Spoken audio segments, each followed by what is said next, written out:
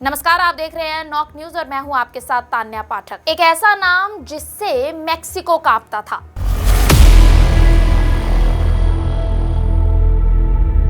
एक ऐसा चेहरा जिसे पकड़ने के लिए अमेरिका ने 136 करोड़ रुपए का इनाम रखा था।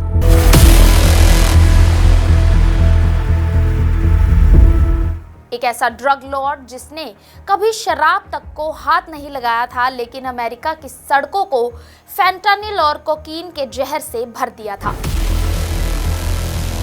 लेकिन अब मैक्सिको का सबसे खतरनाक माफिया सरगना एल मेंचो मर चुका है।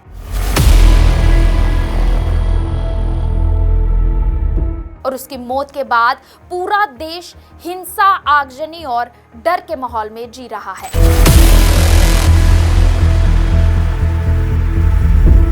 आज हम जानेंगे कि आखिर कौन था एल मेंचो, उसने इतना बड़ा ड्रग नेटवर्क कैसे बनाया, उसे मारा कैसे गया और उसकी मौत के बाद मैक्सिको में क्या हो रहा है। पूरी कहानी अंत तक। 22 फरवरी की रात मैक्सिको की सेना ने एक बड़ा ऑपरेशन शुरू किया। ये कोई सामान्य छापा नहीं था, बल्कि ये ऑपरेशन कई महीनों की तैयारी और खुफिया जानकारी के आधार पर किया गया था। अमेरिका की एजेंसियों ने मैक्सिको को जानकारी दी थी कि जलिस्को न्यू जनरेशन कार्टेल का सरगना नेमेसियो रूबेन ओसेगुएरा सर्वेंटेस, जिसे एल मेंचो कहा जाता है, तलपला शहर में छिपा हुआ है। ये जगह उसका मजबूत ठिकाना मानी जाती थी और यहीं से वह अपने नेटवर्क को कंट्रोल कर रहा था। रक्षा मंत्री रिकार्डो त्रिवेला के मुताबिक शनिवार को एल मेंचो की एक गर्लफ्रेंड तपालापा के एक खुफिया घर में उससे मिलने आई थी। मुलाकात के बाद वे तो वहां से चली गई, लेकिन सेना को उसके यहाँ छिपे होने और ठिकाने की सूचना पक्की मिल गई। इसी सटीक ने सेना का काम और आसान कर दिया। सेना, नेशनल गार्ड और एयरफोर्स ने मिलकर उसे पूरे इलाके को घेर लिया। लेकिन जैसे ही सेना आगे बढ़ी, कार्टेल के लोगों ने भारी गोलाबारी शुरू कर दी। उसके पास मशीन गन और रॉकेट लॉन्चर जैसे खतरनाक हथियार थे। जवाब में सेना ने भी कार्रवाई की और उसके कई अपराधियों को मार गिराया। इसी मुठभेड़ में एल मेंचो गंभीर रूप से घायल हो गया।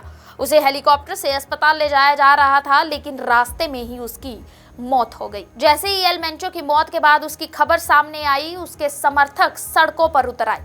कई जगह हाईवे को जाम कर दिया गया, गाड़ियों को रोककर उनमें आग लगा दी गई, पेट्रोल पंप और दुकानों को जला दिया गया, एक बस को पूरी तरह से ही जला दिया गया।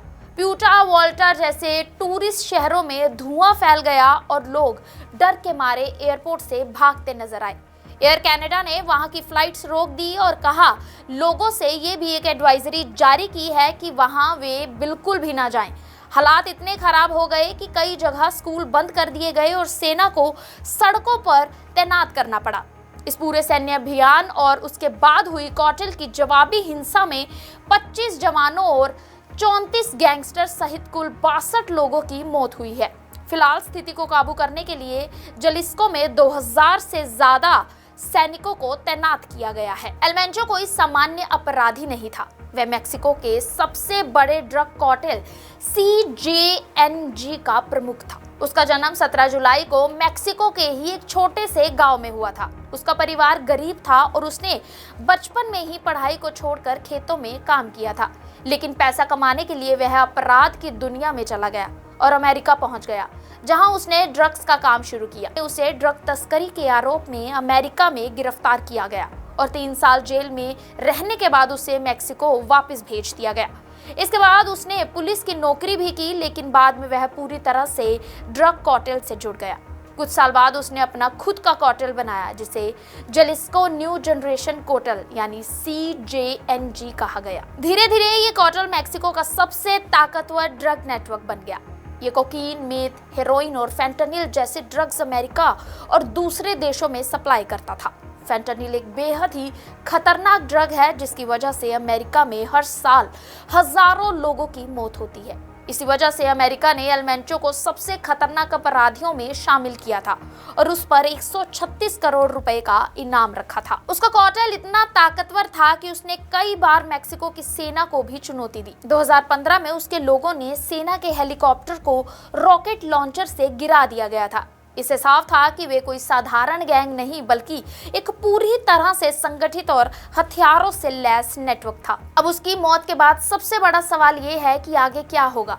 एल मेंचो के बाद कोई नया नेता सामने नहीं आया है फिलहाल। उसके परिवार के कई लोग जेल में हैं। ऐसे में कार्टेल के अंदर आपसी लड़ाई भी शुरू हो सकती है।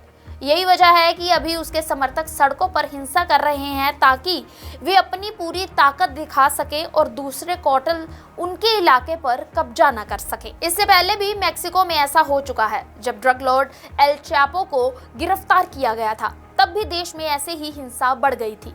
इसीलिए अब भी डर है कि आने वाले दिनों में हालात जो हैं वो और खराब हो सकते हैं। इसका असर सिर्फ मेक्सिको तक ही सीमित नहीं रहेगा। मेक्सिको दुनिया के सबसे बड़े ड्रग नेटवर्क का केंद्र माना जाता है और अमेरिका इसका सबसे बड़ा बाजार है। यही कारण है कि अमेरिका लंबे समय से मेक्सिको पर कार्टेल के खिलाफ कार्रवाई करने का भी दबाव बना रहा था। स्थिति को देखते हुए भारत के दूतावास ने भी मेक्सिको में रहने वाले भारतीय नागरिकों के लिए एडवाइजरी जारी की है और उन्हें सतर्क रहने के लिए भी खास संदेश दिया है। एल मेंचो की मौत के बाद एक बड़े ड्रग साम्राज्य के अंत की तरह दिखती है, लेकिन सच्चाई यह है कि उसका बनाया हुआ नेटवर्क अभी भी मौजूद है। अब यह देखना होगा कि क्या उसका कार्टेल कमजोर पड़ेगा या फिर कोई नया नेता उसकी जगह लेकर इस नेटवर्क को आगे बढ़ाएगा। मैं हूं तान्या और आप देख रहे हैं नोक न्यूज।